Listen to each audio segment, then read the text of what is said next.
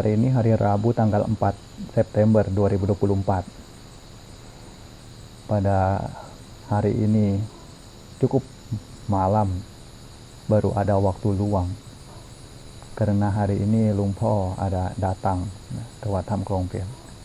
Jadi seperti biasanya, di mana di saat kedatangan beliau atau keberadaan beliau di sini pastinya menyita waktu dan kesibukan. Namun di balik kesibukan tentunya juga terdapat manfaat di baliknya. Ada kesemangatan tersendiri, ada pelajaran-pelajaran yang berharga, terkhusus di dalam melatih ketahanan fisik dan mental. Ini merupakan bentuk ujian atau pelatihan diri yang secara langsung bagi biku Kammatthana di saat kedatangan Kruba Ajahn. Bagaimana cara mempersiapkan segala sesuatunya agar di saat beliau melihat sekeliling, tentunya semua dalam keadaan yang rapi. Jadi untuk malam hari ini mungkin ingin berbagi sedikit mengenai salah satu ciri dari Kruba Ajahn, karena sebelum-sebelumnya jarang juga menyinggung mengenai karakter seorang Kruba Ajahn, khususnya Luang Por In Thawai, di mana saya tinggal dengan beliau, berguru dengan beliau, serta berusaha untuk mengikuti berbagai hal yang beliau tunjukkan di dalam pelaksanaan Dhamma dalam kebikuan ini. Jadi sebagaimana seorang bhikkhu yang boleh dibilang Bhikkhu Kammatthana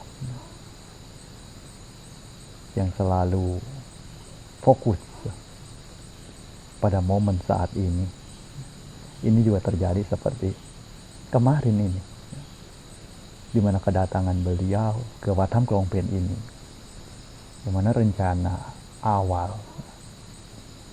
pada tanggal 2 di malam harinya, beliau menyampaikan kalau akan datang ke Wat Tham Krong Pien di tanggal 4, dan setelahnya tanggal 5 sudah pulang ke wihara. Tapi begitu pagi hari di tanggal 3, tiba-tiba berubah menjadi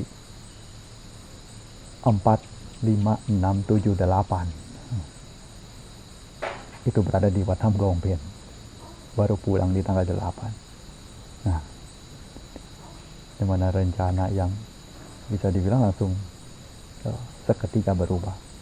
Dan ini merupakan ciri dari Luang Por. Makanya yang merupakan ciri khas yang hampir setiap biku upataka itu tahu, dimana dengan karakter beliau itu harus selalu siap, karena bisa sewaktu-waktu itu akan ada terjadi perubahan. Dan sewaktu-waktu beliau juga akan mengatakan, jika ditanyakan mengapa tiba-tiba beliau mengubah keputusan atau mengambil pilihan lain, beliau akan selalu mengajarkan beliau untuk jangan berpegang pada yang kemarin atau yang lalu, fokus pada saat ini, yang sekarang.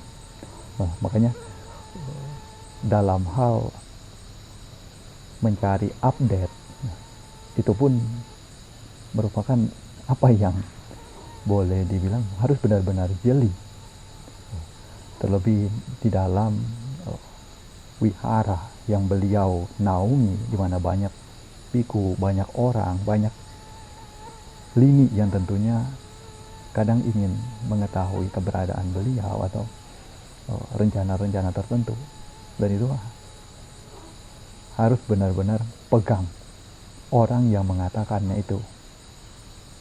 Yang satu dapat dipercaya dalam artian memang dekat dengan beliau, dan yang kedua, mana yang menyampaikannya itu memiliki berita paling update.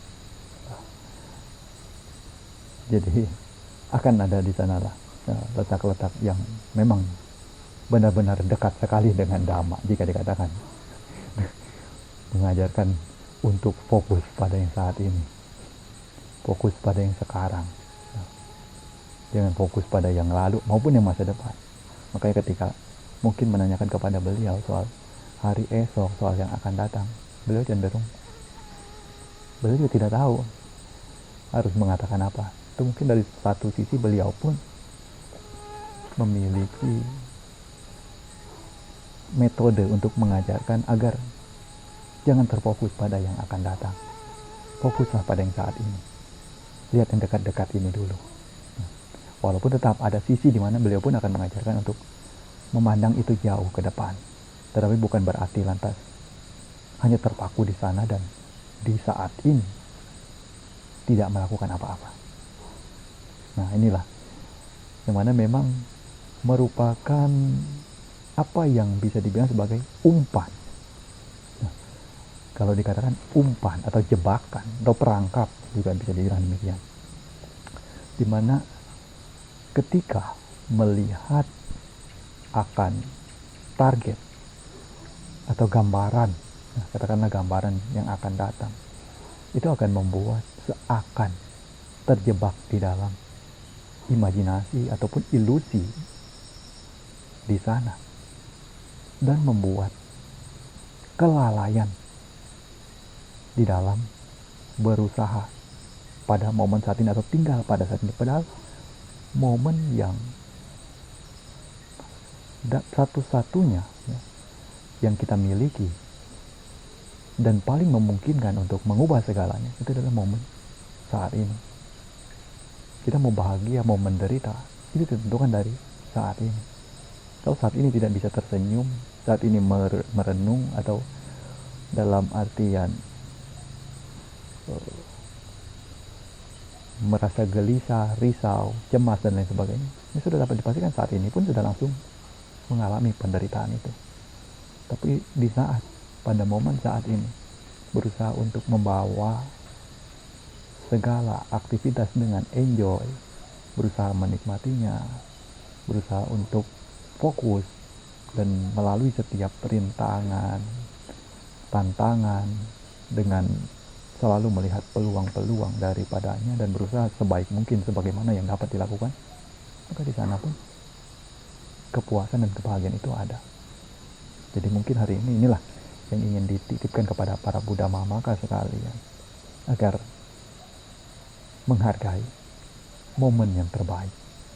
Karena momen terbaik di dalam hidup kita yang masih ada itu bukanlah terletak di masa lalu, dan juga bukan terletak di masa yang akan datang, tetapi itu terletak pada momen saat ini,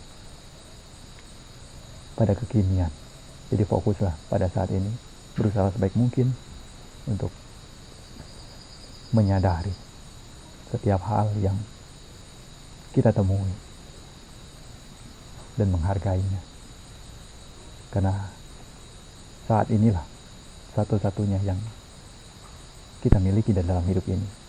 Ya mungkin untuk hari ini semoga ini sajalah yang dapat disampaikan, serta semoga ini dapat diambil pelajaran, dapat dijadikan sebagai manfaat untuk semakin menambah wawasan dan mengembangkan diri untuk lebih maju lagi di jalan Dhamma.